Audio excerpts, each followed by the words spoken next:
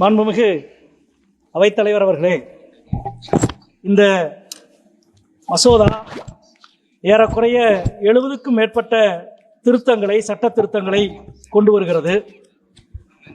அவைகளெல்லாம் சட்டங்கள் காலத்துக்கு ஏற்றபடி மாற்றப்பட வேண்டும், திருத்தப்பட வேண்டும் என்பதிலே மாற்று கருத்தில்லை. ஆனால் நல்லவற்றை சிறந்தவையாக மாற்றுவதற்கும், சிறந்ததை மிகச்சிறந்தவையாக மாற்றுவதற்கும் திருத்தங்கள் கொண்டு வரப்பட வேண்டும். நல்லதை மோசமாக மாற்றுவதற்கும், அதைவிட மோசமாக மாற்றுவதற்குமான திருத்தங்கள் கொண்டு வரப்படக்கூடாது. இங்கே நீதித்துறை சார்ந்து நம்முடைய மரியாதைக்குரிய கல்யாண் பானர்ஜி அவர்கள் குறிப்பிட்டார்.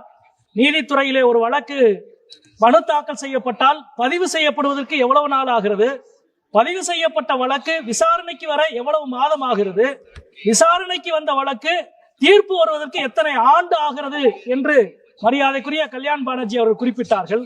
எங்களது அனுபவம் அதற்கு நேர் தலைகீழானது.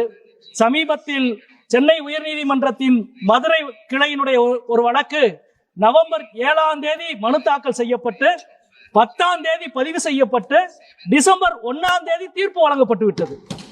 வெறும் 20 நாளில் ஒரு வழக்கு பதிவு செய்யப்பட்டு தீர்ப்பு வழங்கப்படுகிறது. அதுவும் அந்த பிரச்சனை நூற்றாண்டுகளாக நீதிமன்றத்தில் விவாதிக்கப்பட்டு பலமுறை தீர்ப்பு வழங்கப்பட்ட பிரச்சனை. நீதிபதிகளின் சாயல் தீர்ப்பில் விழுவதை போன்ற சாபக்கேடு வேறு எதுவும் இல்லை. தனக்கு அந்த பிரச்சனையில் ஒரு கருத்து இருக்கிறது என்றால் அதிலிருந்து விலகி வேறொரு நல்ல நீதிமான் விசாரிக்க வேண்டும் என்ற நாகரீகத்தை நீதித்துறை தவறவிட்டு கொண்டிருக்கிறது என்பதை மிக அதிர்ச்சியோடு இங்கே நாங்கள் பதிவு செய்ய வேண்டும் என்று கருதுகிறோம்.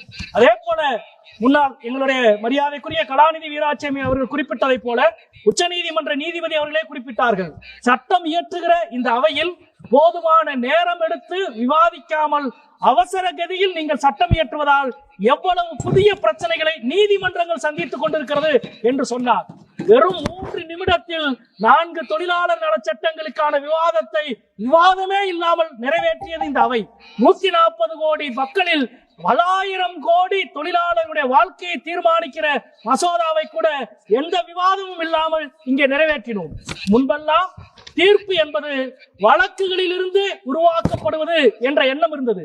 இப்பொழுது தீர்ப்பு என்பது பதவி ஓய்வு காலத்துக்கு பிறகு அடைய போகிற பதவிக்கான நுழைவுத் தேர்வுக்கான பரீட்சையோ என்று பலர் அச்சப்படுகிற அளவுக்கு தீர்ப்புகள் இன்றைக்கு வழங்கப்பட்டுக் கொண்டிருக்கிறது. நண்பர்களே, நான் மிகுந்த வேதனையோடு இங்கே பதிவு செய்ய கடமைப்பட்டிருக்கிறேன். 7 ஆண்டுகள் ஆகிவிட்டது. நானெல்லாம் நாடாளுமன்ற உறுப்பினர் ஆகி 7 ஆண்டுகளில் இந்த அவையிலே ஆளுங்கட்சி முன்வைத்த மசோதாவே எதிர்கட்சி விவாதத்தின் பெயரில் சொல்ல ஏதாவது ஒன்றையாவது நீங்கள் ஏற்றுக்கொண்டு சட்டமாக்கி இருக்கிறீர்களா? ஒரு கருத்தை கூட, ஒரு திருத்தத்தை கூட ஆளுங்கட்சி ஏற்றுக்கொள்ளவில்லை. உங்களது நோக்கம் நீங்கள் கொண்டு வருவதை சட்டமாக்க வேண்டும் என்பதுதானே ஒழிய இந்த அவையில் இவ்வளவு 140 கோடி இந்தியர்களையும் கட்டுப்படுத்துகிற சட்டத்தை நிறைவேற்றுகிற ஜனநாயக தன்மையை காப்பாற்ற வேண்டும் என்ற நோக்கம் உங்களுக்கு சிறிதும் இல்லை. எனவே உங்களது இந்த சட்ட திருத்தத்தை முற்றிலுமாக நான் எதிர்க்கிறேன் என்பதை சொல்லி முடிக்கிறேன். வணக்கம்.